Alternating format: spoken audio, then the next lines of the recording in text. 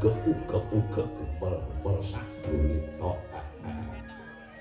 Ndara kula Abimanyu, Den. Ndara Angka Wijaya. Kula waspadake sampeyan katon kaya wong linglung kaya dene wong bingung. Ingkang dika penggalih niku napa, Gus? Suwawi kula aturi paring dawuh dhateng ngabdi kula pun Semar. Jejering Semar kula niku ngrumangsani dadi batur. Batur saka tembung pangembating tutur. Sinten ngerti tutur kula saged madhangaken manah ndika Ndara Abimanyu. Suwawi kula aturi paring dawuh, Den. Siwa Semar Badranaya ya mung panjenengan wa Semar kang bisa dadi obor pepadang tumrap Abimanyu. Lantaran panjenengan kuwi minangka jimat sing bisa ngucap pusaka sing bisa kandha. Syukur bagi sewing sampeyan percaya kalian Semar. Enten apa, Den? Sing dadi sengklang penggalihku. Telung dina kang kepungkur aku ngambah ing alam pangimpen. Jroning pasupenan kaya-kaya aku mangku wujude rembulan. Selawase urip Abimanyu lagi pisan jiki ngimpi mangku rembulan. Wa Semar maragi paring dawuh perdine impenku kuwi mawapa.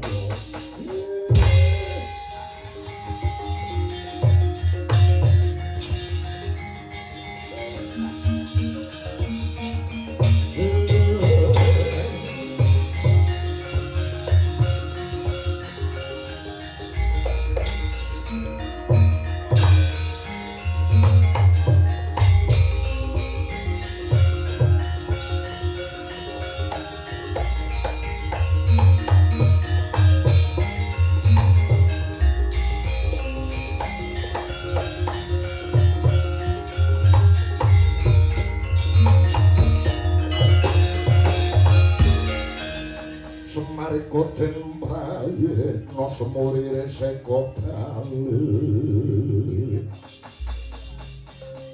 titiyoni kondoyoni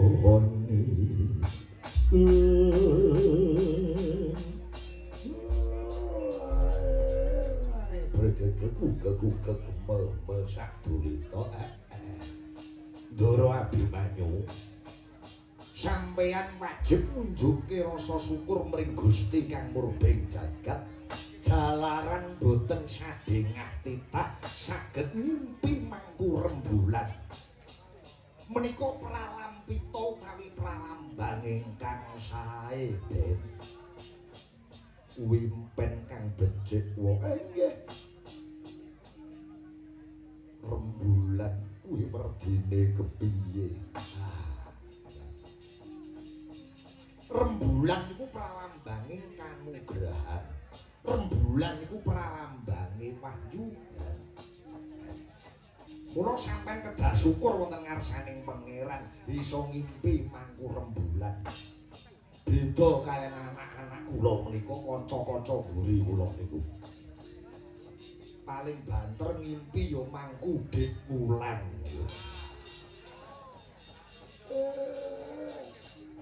Mangku dik wulan niku sing enom nek sing tuwa ya Wulandari niku langsung slemprak ngoten mawon.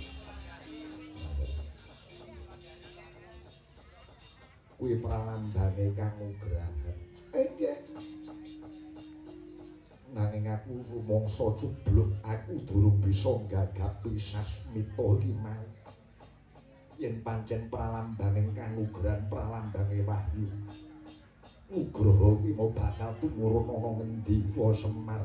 Den ingkang nampi sasmitaning Jawata mboten ngempungaken sampeyan.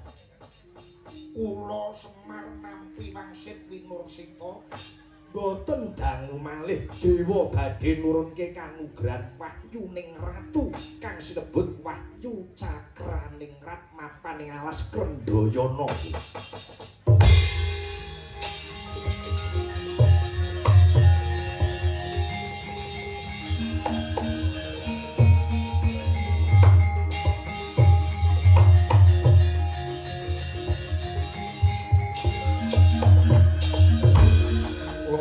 Yo mangunggung kanduhan remang lelena tanpa kahaning Wahyu Cakraning Rat mapan ing alas Krendayana leres niku kang sinebut wahyuning ratu yen Ndara Abimanyu ketrima uripe badhe kasembadan gaduh gayuh boyo Wahyu Ratu menika. Malah babar pisan Siwa Semar paring dawuh kepiye supaya Abimanyu enggal nampa Wahyu Cakraning Rat iki mau. Yen sampeyan pun nampa Wahyu Cakraning Rat napa sampeyan pengin dadi ratu? Dipenggalih rumiyin. Sampeyan yen pun entuk Wahyu Cakraning Rat. Napa sampeyan duwe gegayuhan pengin dadi ratu? Monggo dadi ratu niki sak jaman sakniki niku wangel. Jare ana tetembungan wong tuwa nglakoni tapa brata, wong tuwa nglakoni prihatin gayuh kanugrahan kuwi mau mung kanggo anak putu. Sapa ngerti ing tembe anak putuku besok bisa dadi ratu lantaran Wahyu Cakraning Rat iki.